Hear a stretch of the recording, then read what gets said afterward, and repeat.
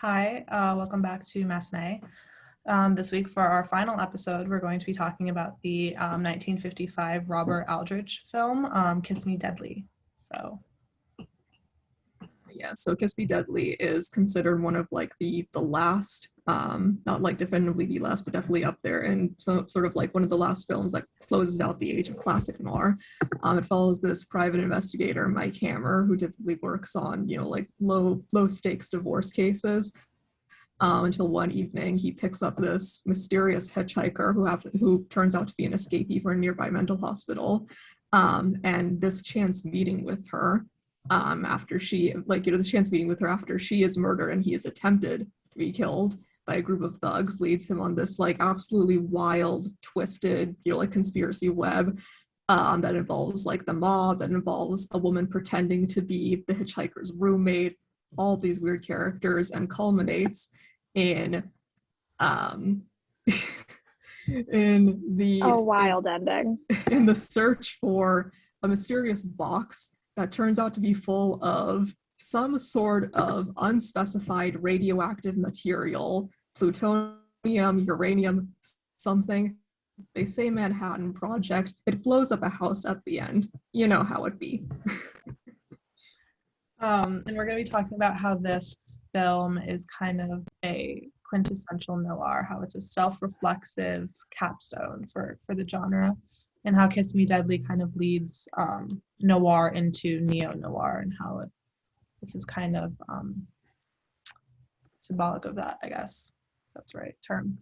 So this film, I don't know if I could call it a quintessential noir in my heart, because it was I don't think I can either. it was so extremely bizarre in the way that like I wrote down like science fiction question mark while I was watching it, because I feel like noir has this element of like reality to it where like you're supposed to think this could be happening next door, like my insurance guy, or like the guy who runs the pharmacy could be a murderer.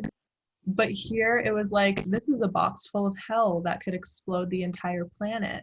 And I was like, I don't know, but I can't argue that it does have some just like very archetypal like things, like cinematography wise and dialogue and character wise, that like I noticed, I guess. So There's like aspects definitely of film noir in this for sure, but I think overall like I wouldn't put it directly just like a film noir box. Again, because I think the ending really like kind of solidified that it wasn't film noir. Like just like the way like there's just a box full of like something. We'll go with uranium for this one, and then it blows up a house, and like the way the house blows up is not realistic. It's very like that would not happen scientifically. I don't think I could say that happens. I'm an arts major, but I don't think so. Like, Yeah, it's very surreal how it ends, because you do like when like the woman opens the box, she is screaming as she catches on fire. And the whole time that Mike and his secretary, who he escapes the house with, are running away from the house, you keep on hearing like the disembodied screams of this woman playing over the sound of the house exploding, and definitely feels like very weird and dreamlike the whole time. Sort of like that one odd like dream sequence pass out scene from Murder My Sweet, except it's actually happening in the real world of the film. Yeah, I think like the first scene like sets up this whole like you're not going to expect anything that's going to happen in this film, because they play the credits backwards in like the opening scene. So like watching that kind of like set the tone of what the fuck throughout the entire film. So like I think definitely intentional to have this kind of surrealist element. But to argue my own point of like this isn't film noir, it is film noir. But the final scene, I've like been trying to wrap my head around it, and I was like, it's very political. I feel like noir is really influenced by politics and like current events, like the whole disillusionment of World War II, and like the way that they reference the Manhattan Project, and that they had this kind of this box symbolizing the atom bomb literally blow up the earth, that like everyone in their greed is trying to manipulate and connive and get their way to. Like it is commentary on these very real I guess like issues and social problems that were happening during the time. But I just think the way that they did it with like this magic box that makes the femme fatale explode, it was just like it was so like, oh my god, like, you know. And the whole time it's hidden in this locker at this like country club or something the entire time, just like undisturbed. And it's never really specified what any of the characters want to do with it or what they want it for. Because we've seen definitely like real world political struggles and things like that, like with, you know, like the communists trying to get like the nuclear codes in Pickup on South Street, and, you know, like other things like that. But it's usually pretty clear, you know, like, or the just like the whole plot of T-Men, for example, like it is clear, you know, like that these people are trying to get like these very dangerous things that are a threat to, you know, like national security for like realistic reasons that you could like fathom. But, you know, you look at this, you're like, who would want a box of like, again, like uranium, plutonium, something that kills you when you open it? Who is this for? Yeah. I don't know. I can't explain anything that happened in this movie. I think that's why, like, I don't know, like everything in this movie is so exaggerated, and that's why it like gives us a place to be like, okay, all these things from noir, but super exaggerated. But the fact that it's like not as mundane as like you were saying, like it usually is, or maybe as realistic, is why it's such a good leeway into neo-noir, like this film specifically. Yeah, I think it's definitely like self-reflexive, like it's very aware of itself. It's aware that it's noir in a way that early noirs weren't, and in the way that like filmmakers were making films in responses to how they felt or how the state of like, I guess, America was at the time, again with like disillusionment, and then the women in real life having this agency that was then translated into the character of the femme fatale. Whereas in this film, like we have that picture of the director holding a book that says like film noir on it. So like he was very aware when making it. He was like, this is a noir and I'm going to put the noir things into the movie. Whereas like other noirs like Double Indemnity were just like trying to make films that reflected the times. As like here Aldrich was like, I want to fit this into this genre. And I think that's where that kind of exaggeration comes from in like some of like the dialogue and like the things that happen. Like it's very aware of itself. Because like once by the time something becomes like an actual genre, and by the time something becomes like something with conventions that can be exaggerated and with like rules, even though I think that like compared, you know, and we discussed this in class before, where like compared to other genres of its time, like a Western, noir doesn't have like as hard and fast rules and like as specific things that you have to include. But I think like by then, you know, like comparing this to like a Maltese Falcon or a Double Indemnity, by this time you have like a body of work to reference and to draw from, and you have actual rules and actual archetypes that you can look to and say like, okay, this is included in like the type of film that I'm making, like this is what makes up a film noir. So I can include these, and, you know, like now that I have the confidence to know that like this is what makes up the genre, I can exaggerate these and I can feel confident that my film will still fit into this category that I'm trying to go for. Yeah, I think Aldrich definitely just followed all the rules in the most like absurd and like pushing the box and the boundaries type way. He was like, how absolutely wild can I make this film by still being like archetype and like quintessentially noir? And like in reference to like the whole fact that like I was like it's very aware of itself, I think that Velda was very like a lot of the things that she said were very like like it's as if the character knew she was in a noir. Like she said that one metaphor where it was like you're looking for a string and then you find a rope and then you hang yourself with the rope. That's just very like all the PIs in these noirs like go into this case just looking to get some money, and then they find something that's extremely like bigger than themselves and something that's like underground and criminal, and then that leads to their downfall. So that one line, I was like, that one metaphor in itself, the string to the rope to the your demise, you're killing yourself, that's just like noir. Like take a shot every time I say noir, but that's why we're here. Die. Yeah. Well, it's also like I noticed a lot of the characters kind of fit the noir description, but the storyline kind of is what threw me off. Because like you have the femme fatale, obviously, which so we see in a lot of that, and then we also have like how all these women are just like, suddenly attracted to our main male character for like no reason, but they all meet him and they're like, and he reciprocates none of it. And we have this, and he's also a guy that's like just like does the right thing all the time. Like he's just a good dude, and it's just like all the characters sort of fit it, and then you also have like the stereotypical tropes of like his friend who was his friend supposed to be like Italian. Yeah, the weird the mechanic. The mechanic was a Greek immigrant, but then he also did interact with other like Italian immigrants like over the course of it. They were all played by like Puerto Rican or like African American men too, because I was looking at the cast and like one of them who I think it was a mechanic friend, he was like a pioneer in African American film, and he was like a dark-skinned like Puerto Rican, and it was like you have all these like tropes of people who aren't American, and it's like comedy wise, so you have all these characters that fit how film noir depicts people, but the storyline in which they're in deviates, especially at the end, from what we've seen in a lot of other film noirs. Mm-hmm. Yeah, definitely.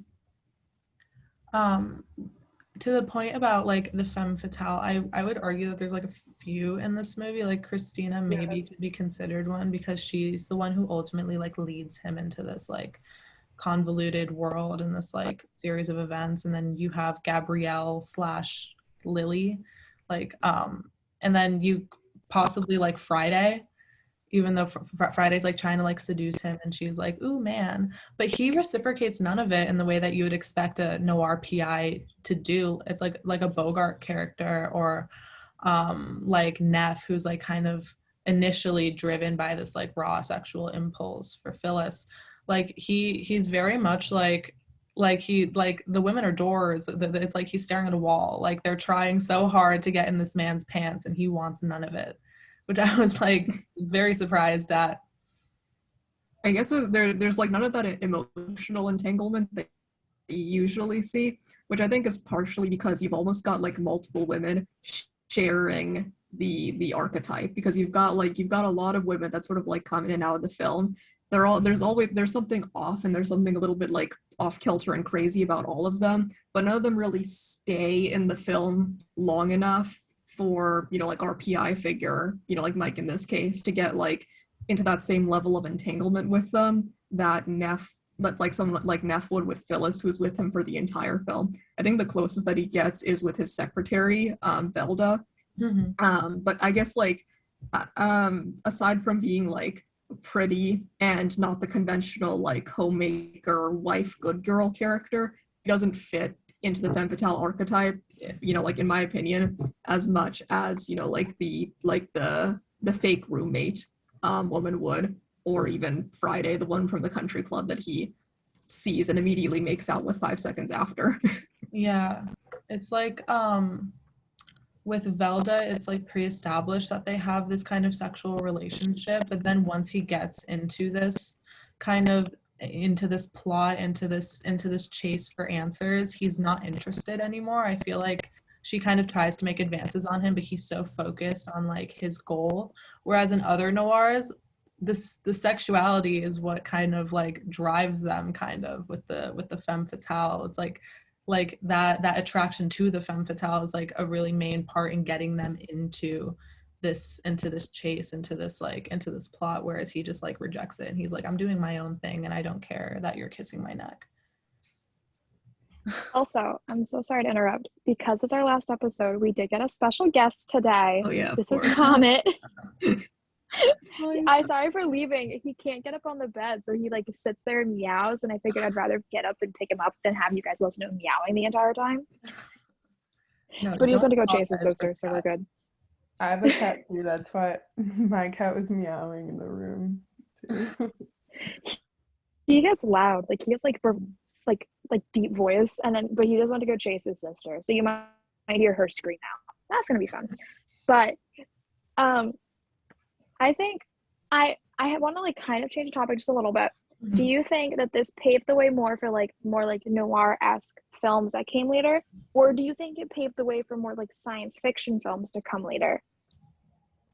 I think it definitely like laid a path for neo-noir in the way that like it was aware of itself, and in the way that like it was like these are the rules that I followed, and then like other noirs were neo-noirs kind of also did the same thing that this film did, whereas they recognized these tropes and then they utilized them in order to fit their films into this genre, whereas noirs, they just kind of like existed as a reflection of the times. And then once like, you know, the what was it, like embargo on film, and then it made its way to Paris, and then all the French people were like, what the fuck, why are American films so sad now? And they're like, film noir. So I think that like the way that this film like exists and its like awareness of itself is really, I guess, reflecting like neo-noirs in the way that they are also aware that they're doing these specific things. I guess like the ending, definitely like that final scene with the, you know, like the house explosion when the box is finally opened, like they refer to it as like Pandora's box in film. A character actually, you know, like literally does say those words. That ending and sort of like the vibes of that ending did remind me a lot of like how, you know, like a lot of dystopian like classic sci-fi short stories go, especially ones from like the 60s and the 70s, which is very close, you know, like timeline wise to when Kiss Me Deadly would have been released. So I do definitely see like that vibe and sort of, you know, like near the end when the film like just completely goes off the rails and sort of like I think like veers a little bit out of, you know, like strictly noir territory into this like, you know, like wilder like surreal sort of thing. Because, you know, like when you look at like, I don't know, like 60s 70s sci-fi, you know, like something like, I don't know, I don't have examples, I don't really read this genre. When did the only 2001 A Space Odyssey come out?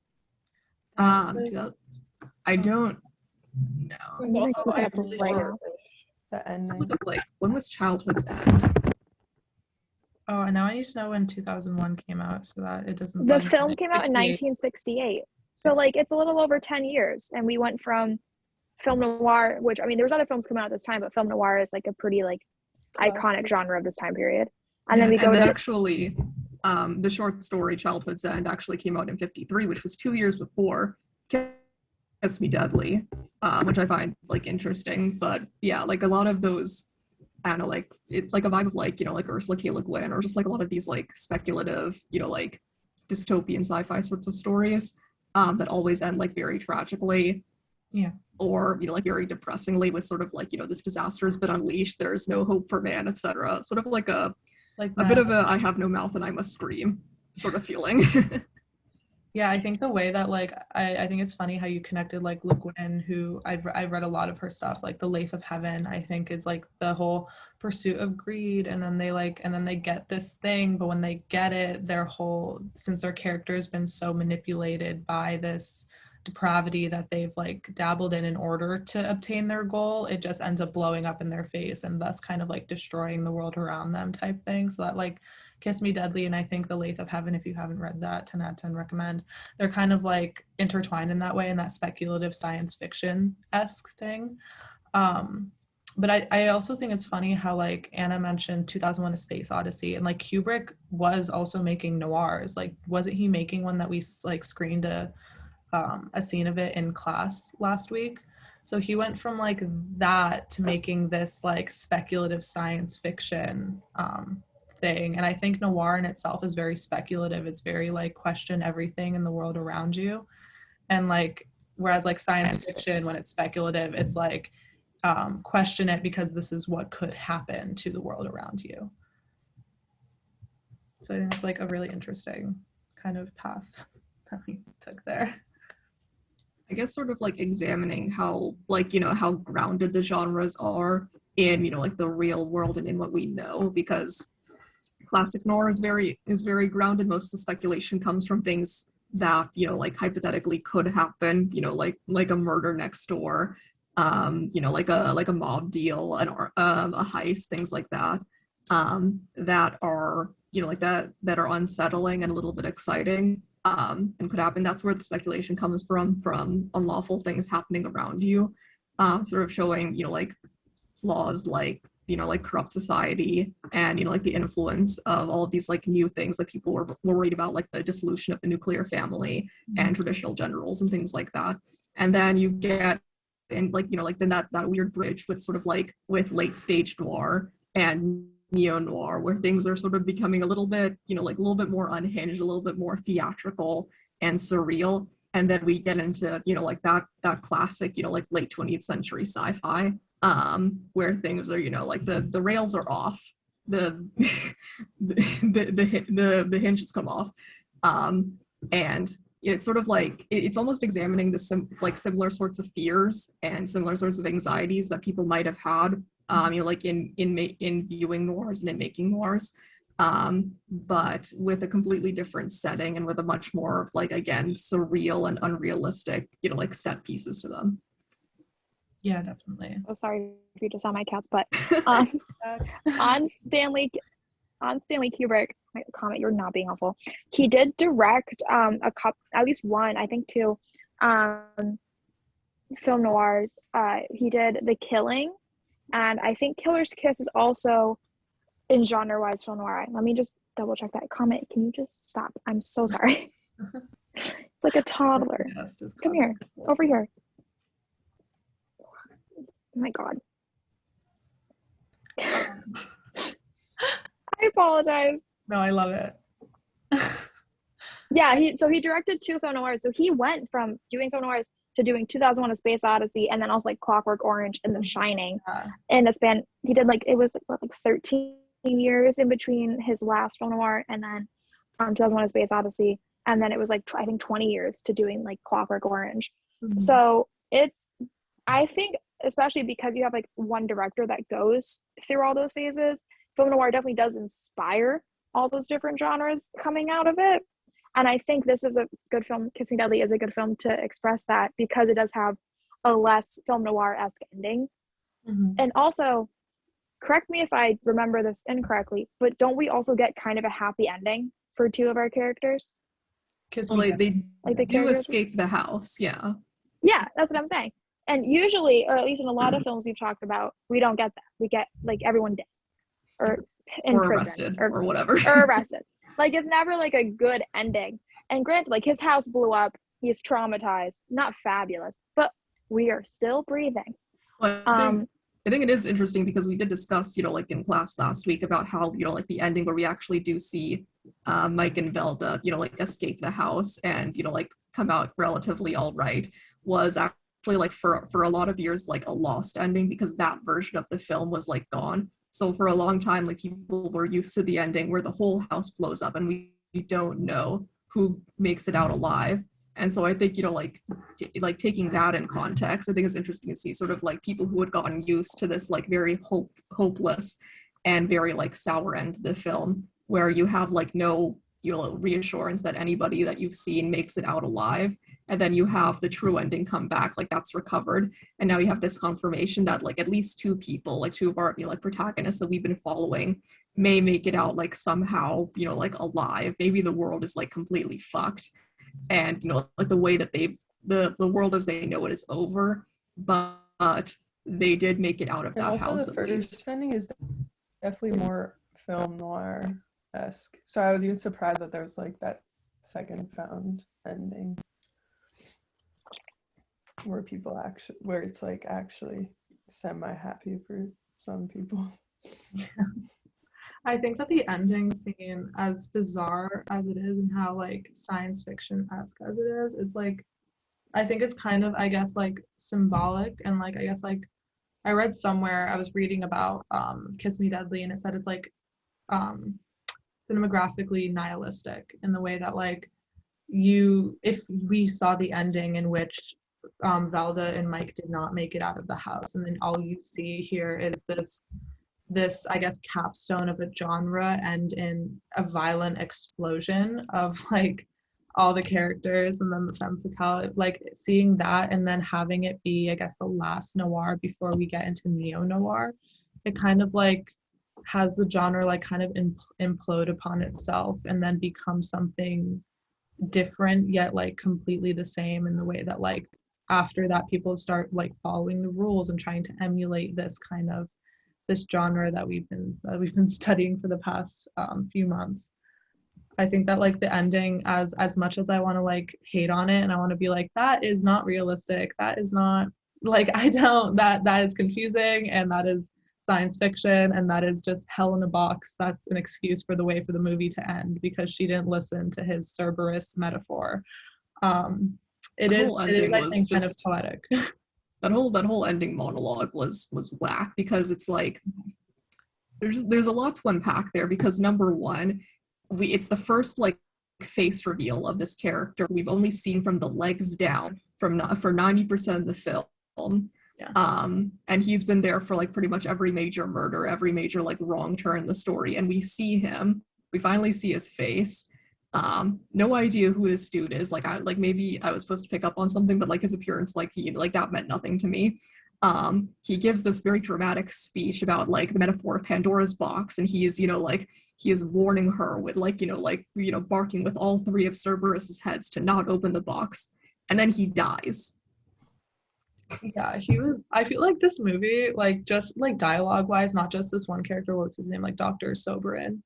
I think that's what it is. But like this whole film, like I know we're not dissecting dialogue this week, but there's just a lot of metaphors where I was like, they're just trying to make a metaphor for noir, but trying to fit it into like what these characters need to hear in this moment. Like there was one metaphor about a merry-go-round where it was like, you think you can get off of it, but then it starts going too fast. I'm like, yeah, they go into their PI jobs, but then they find that they can't get out of it unless like some murder or some like moral sexual depravity takes place, or like the what merry-go-round goes too fast. I'm sorry, I've never been on one that goes too fast for me to just like do a quick hop, skip, and a jump off of it. They're meant for children. Like it's a bad metaphor. It feels like a very odd and like almost convoluted end of the line reference, or like straight down the line reference, because it felt like like hearing it like now sort of like in this discussion makes it feel almost like a bit of a weird callback, because it's sort of like it's sort of like seeing Double Indemnity and being like hearing like, oh, like it's a ride that you try to get off but you can't. Let's try to do that but different. Yeah. Carousel. Yeah, it's like I think a few weeks ago we talked about like in noir you have this expectation that like things are kind of not gonna go, they're not gonna go back to their like normal lives, so it's like you're on the merry-go-round, you can't get off, but then at the end of the film you see that these two characters, these two protagonists, I guess Velda and Mike, are like in each other's arms and they escaped and they got out. So like I guess they did get off the merry-go-round, unless like what we see beyond the end credits is that the house doesn't just explode, but like the chaos just leaks into the rest of the world, and like they're not safe in their little, and like sitting in the ocean, which I also thought was weird, that if you're running for your life you don't run into the ocean. But I guess isn't like merry-go-rounds do go in a circle though, so you get on, you get off, and you're right back where they started. I don't know if they meant that like that meaning to be read from it, but exactly. Makes you think. God, I'm an English major, so every time there's like a little metaphor or something, I like write it down and I'm like, this is the stuff I can analyze, because very much I'm not a film major, so I'm like, this is what I can do. Like I can't do metaphors. I respect you so much. I cannot. No, they annoy me. My favorite thing. They like half the dialogue in these films reminds me of like the pretentious men in your class that try to like outsmart everyone. Like, and you're just in there, you're just like, he's the best. Or like Quentin Tarantino. Oh my God, Quentin Tarantino is like a cinematic genius. And I'm just sitting there and I'm like, I'm just gonna let you talk because you sound stupid. I don't need to like argue with you. Like we all know you sound dumb. But it's like all these men that try to like mansplain or like gatekeep film from women. Like I know better than you, please. Sofia Coppola, no. The Quentin Tarantinos of film, the Quentin Tarantino fans of film are the Charles Bukowski films of English. I hope that Hugh understands that. I hope that I don't not go over people's heads. I had one film bro yell at me because I said Sofia Coppola is my favorite, and I was like, okay, go for it. It's sort of like at least mine doesn't have a foot fetish. One thing that like it like because like bringing it back again to the like the doctor who like who was like Mr. Legs for half the film, and then we see his face and he talks about barbarous. Sort of like that very sort of like upper class kind of like pretentious, well-dressed guy. I've noticed that character in a few film noirs. I don't like, it's not like, I don't know if that particular trope has a name like we do for, you know, like the PI or like femme fatale, but he comes up a lot of just sort of like this, you know, like older distinguished guy who speaks, you know, like in a very upper class sort of like, you know, like mock, you know, like British way, very like posh, almost like as an antithesis to the more like lowbrow, hard-boiled noir protagonist. Because we had Janeth in The Big Clock. He's one of those. The mob boss in Out of the Past, that Kathy and Whit. Yeah, Whit, like, you know, like he falls into that. You know, like the character of Waldo Lydecker from Laura, which I like examined for my essay, like he falls into that. And there is some crossover with, you know, like queer coded characters in the case of like, you know, like Waldo and Janeth. But, you know, like it's almost like this wider trope of like older pretentious man who the protagonist clashes with on a fundamental level, and like he's there, and that's a trope. And I just think it's funny that like we see that trope in Kiss Me Deadly, and usually that's a character who we follow, you know, like across the, like, you know, throughout the film with a lot of the other major cast. Except in Kiss Me Deadly, we see his legs for 90% of the film, then we see his face for 5 minutes and he gets shot. Yeah. Do you think also like that whole trope of like this old man that you clash with, because a lot of like directors for like film noirs were like the rebels of their time period, do you think that was them being like, oh, this is against like the head of the studio who's disagreeing with me? It's like for them to write in like there's these old men from like, you know, like the silent film era who just don't understand my art. It does feel a bit Freudian. And like I know that there's like a whole thing about how like film noir in general like is a bit Freudian. Oh, and like it's that so impulse Freudian. of like, you know, like the main like male protagonist clashing with this older male, like, you know, paternal authority figure for a lot of it. That does, you know, like I just looked at that, I'm just sort of like, ooh, it's Sigmund like, is very excited in his grave right now. Most of these films just scream daddy issues, and I'm like, all right. Yeah, like, do you? I think daddy and mommy issues. Both. I would say mommy issues, but it's not like they like all the women characters that they like fall in love with are the ones that are like the opposite of what your mom would want you to bring home to Thanksgiving.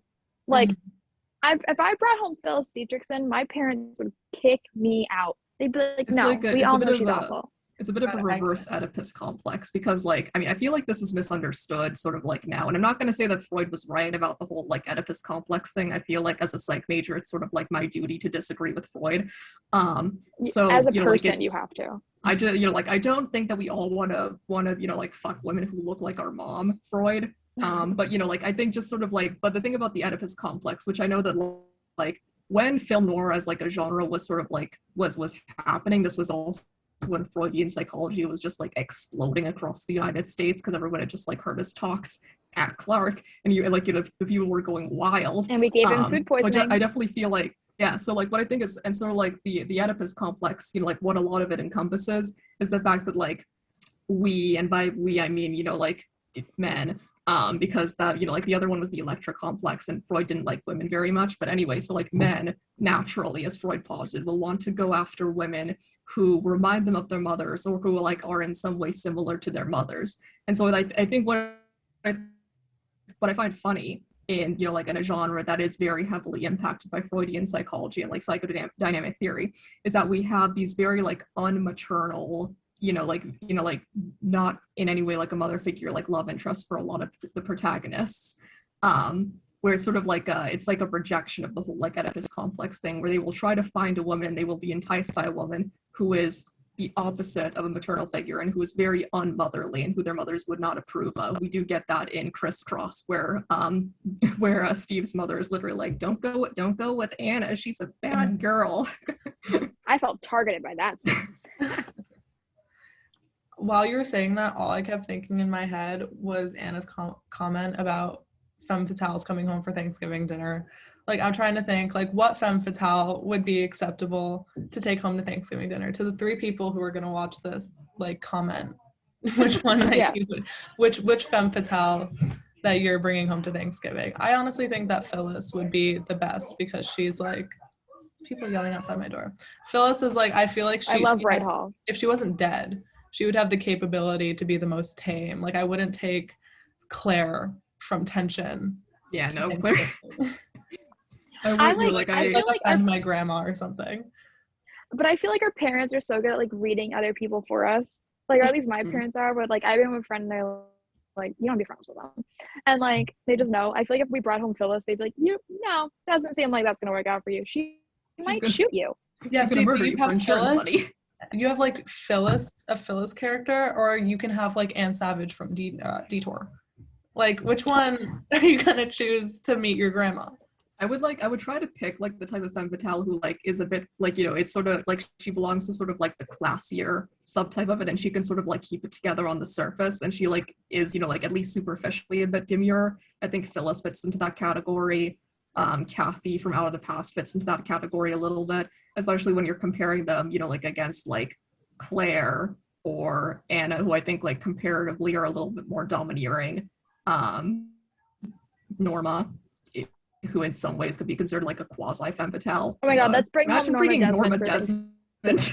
Bringing my sugar mommy to Thanksgiving. It's a dream. But I also love causing problems at Thanksgiving. Just like because I'll just be like, so politics, and because I just love killing the vibe. So I would bring home Norma Desmond. I love causing chaos. My whole mission in life is to be a menace, and I have done that. Oh, fantastic. Bringing it back to Kiss Me Deadly. I think it's interesting how Daphne mentioned wit in relation to, what was his name, Dr. Soberin, in the way that like they're both men who like dress well and they speak in this like very kind of like, granted Wit is a gangster, he's like the head of this like underground crime organization, but like I just think it's funny how the way that they both find it like essential to their character to speak in confusing metaphors in order to like assert intellectual dominance around the people around them. Like this guy strictly talks in like Greek mythology references, whereas Wit is like comparing his girlfriend to horses, and he's like saying all these things. Like this guy and Dr. Soberin, this guy, and Kiss Me Deadly talked about how the box, the Great Whatsit, is Pandora's box, which I think again is just the writers trying to fit in metaphors for other things that are metaphors for film noir, whereas anytime a PI gets himself into anything, it is Pandora's box, and that they find themselves like totally, everything's fully consumed by whatever they've just tragically stumbled upon and opened, whether that's like meeting a femme fatale or like, a murder, being an undercover agent for the Treasury. I mean, just like the fact that it's referred to, like, because I know that like the first time that I think like Velvet is the first one to refer to like, like the box in this way, like as the Great Whatsit, is that she refers to it sort of, like in a tongue-in-cheek sort of like mocking way, but then, like other characters sort of like take it up almost. And I feel like it's sort of like it's making like the box is a literal MacGuffin, which I think like which is funny because MacGuffin I think like is primarily used as a sci-fi and fantasy term. So again, like tying in those two genres. But because I think like in every film noir, there is some sort of like MacGuffin, which is basically just like an object or a goal that everybody in the cast is trying to get one way or another. So like in the Maltese Falcon, it's the Maltese Falcon. And so I think like almost like the Kiss Me Deadly is almost self-reflective in the fact that the actual thing that people are trying to get isn't important. It's the fact that they are trying to get it. And like the actual object itself is like so, like it's so insignificant, and it's so unimportant what it actually is, that it doesn't even matter what's in the box, what material it is, what you even call it. It's just something that everybody's trying to get. It's something that's incredibly dangerous, and like, death follows it. So it's like the way that it's like, portrayed in the film is like almost like a very like meta and very, like deconstructed version of the role that the object of the Maltese Falcon plays in the film of the same name. It's sort of, it's almost like the writers, the directors saw that, and they're sort of like, okay, there's this one thing, when everybody tries to get it, it ends in horrible injury and death. We're going to put that in our film, but it doesn't matter what it is, because there's always one in every film noir. We got to put it in ours. Yeah. Besides from these like convoluted metaphors that were inserted, by the writers of this movie. I think that like all in all, like I said in the beginning, this is a film noir, but to call it the quintessential film noir, I think is kind of a disservice. Like granted, it does have, you know, the first scene sets up like this nihilistic hopelessness, which we also get in like Double Indemnity with like the voiceover, like the voicemail, and then you have these kind of disjointed events and these archetypal characters, like very noir. But I think that just like the Great What's It and like that whole thing, I think it kind of blows it up a little bit. Yeah, I feel like Detour or something like that is like more quintessential than like film noir than this movie. Yeah. Or maybe it's because to me it feels more like classic. But I don't know what he would think about that. I think that this definitely can be, I guess, a capstone. Like this is where noir, this is the end right here. This is it. Yeah, I agree with that. Yeah, like it does have like the German expressionist lighting, like the, what's it called, painting with like chiaroscuro. It has that, you know, it has like characters are dying and the PI is sad and women are being sexually deviant and blah blah blah blah, this and that. But it does lead us into neo-noir, which I think we like very heavily established earlier. So Kiss Me Deadly, quintessential, maybe not, but capstone, I think. I think it's a good bridge for further genres. I don't think it's purely film noir. I think it's a good ending of the film noir era to bridge us into the genres that come afterwards. Yeah. It's almost like how in class we'd like describe the cycle a lot as, you know, like the beginning can be read as film noir, and then after the shower scene it's pure horror. And like similarly, you know, like when we have that relatively like grounded beginning to Kiss Me Deadly, where it could still like be said to be playing along with the conventions of the films that came before it, like, you know, we could sort of like conceivably say that, you know, like, okay, this is like a pretty conventional noir. And then when we get, you know, like off the rails with the whole like making out with random women, people are getting killed for this plutonium box, the house explodes, and we sort of like we've crossed the line and we're sort of getting into that like late stage neo-noir bridge. You know, like the you know, like the like the, what is it, like the Mentos has been dropped into the Coke bottle, you know, like everything's off. I think that's a really good metaphor for that. And speaking of, well, not speaking of, because Anna said it like 5 minutes ago, but bridges, our ending segment today, granted that this is the last episode of Massenet, I think it would be fitting to talk about our favorite Massenet moments, our like just offhanded comments or maybe episodes that were just more enjoyable than others to film and to talk about. So who wants to kick it off? My favorites were when Anna would tell her personal stories. Thank you so much. I'm here for entertainment. I love how like Definite once in a while will be like, Joe doesn't appreciate his sugar mommy, or like those are just, I think that is just my favorite one. Or when, like, I think in the last episode about queer coding, I said something like, the gay agenda is capitalism. And Anna's like, no, the gay agenda is communism. And I was like, yes, you're very correct. Capitalism is a strictly straight person thing. No, yeah. Find me a gay capitalist, please. I also think that in terms of episodes, I guess, that were like my personal favorite, that like if I had to, I would like rewatch them. I think the Out of the Past one was like very good. I think that one, like, I could have talked for probably 2 hours straight. That episode could have been so much longer. It could have been so long. I think my favorite moment is like you said, like definitely will go on these like long, like very analytical, super smart like speeches, and then also was able to be like, Joe doesn't appreciate his sugar mommy, just like, and how just like the like we just talked about Sigmund Freud and Freudism and like the Oedipus complex, and then but like Stephanie's also able to be like sugar mommy, just throw that in there. I love it.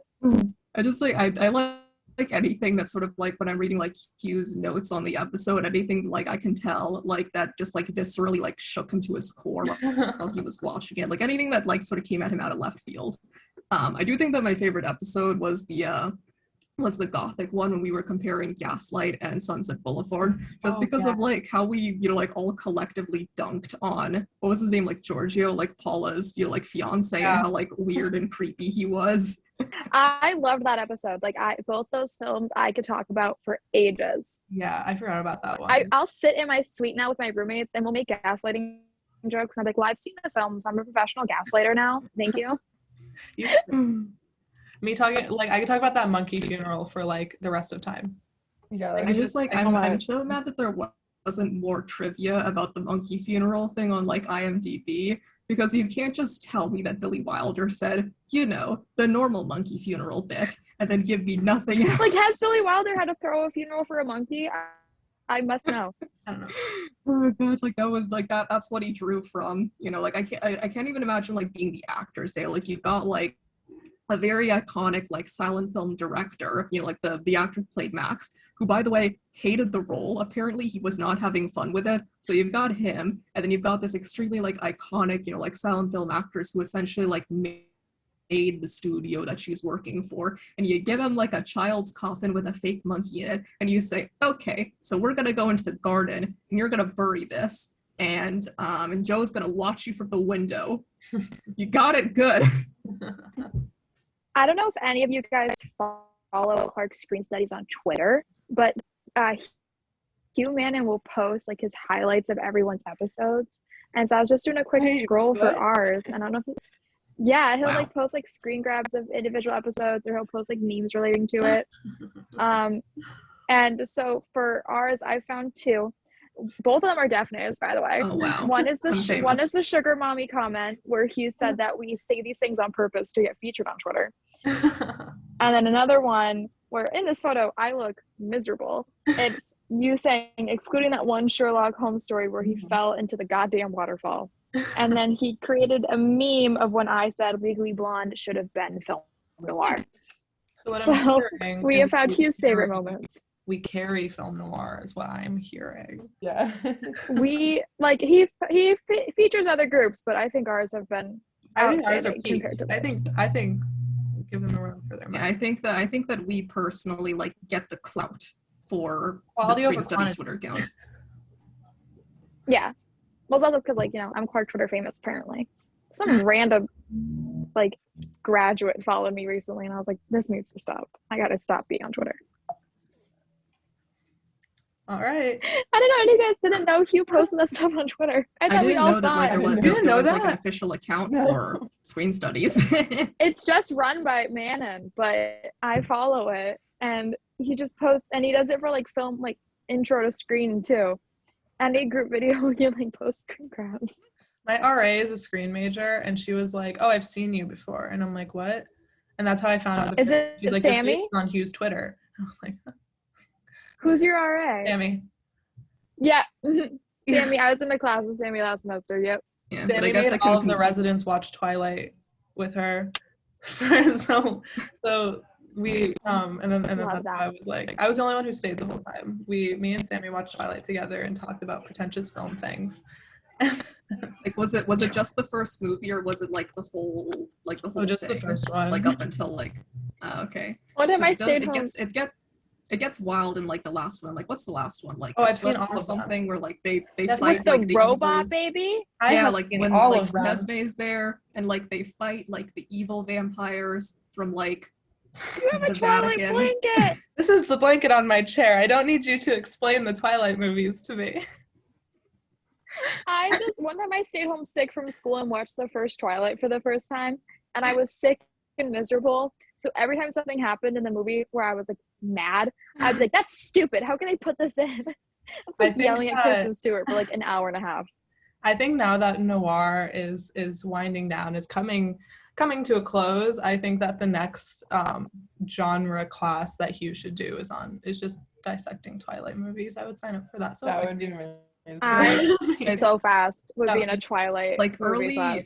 early Ontology of 2000s, subjectively like bad films. late 2000s or early 2010s, like supernatural romance movies, because I know that like Twilight spawned like a whole thing of them, of like teenage girl in love with monster man. Oh, or like Hunger Games, Divergent, like all those like dystopian ones. Dystopian, like there was, I think like Hilary Duff like wrote one called Hungry about a world where food is illegal. Do with that what you will. I love that. I'm a Hilary Duff stan and did not know that. I want there to be a class on like early 2000s cult classic movies, or like even like late 90s. Like I want like Clueless, Mean Girls, Jennifer's Body. Like I want all those, and I want to hear Hugh Mann analyze that. If we leave you with nothing in this last episode, just take this and please make that class. Please make these classes happen. I will take them.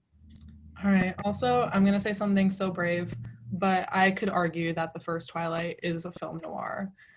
And on that note, amazing essay. Yeah, I'm gonna watch it again, see if there's Venetian blinds. Yeah. If there's one Venetian blind scene, then it's a film noir. Yeah. All right. So I'll see you guys next week, but it's been fun. Bye. Bye.